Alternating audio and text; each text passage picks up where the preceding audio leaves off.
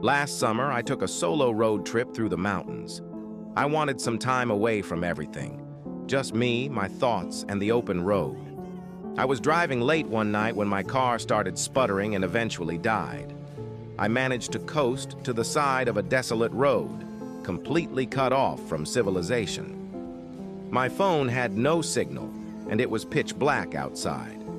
I remembered passing a small town about 10 miles back, so I decided to walk there and look for help.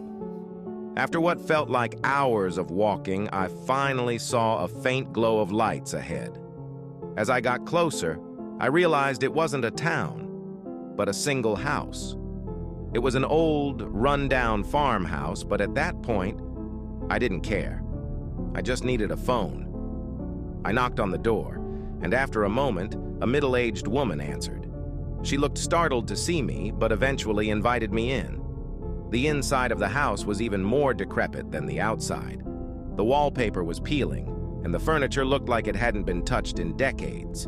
She offered me some water and let me use her phone. I called a tow truck, and they said they'd be there in about an hour. While I waited, I made small talk with the woman. She seemed nice enough, but had an odd way about her. Every now and then, she'd glance at a closed door at the end of the hallway with a nervous look in her eyes.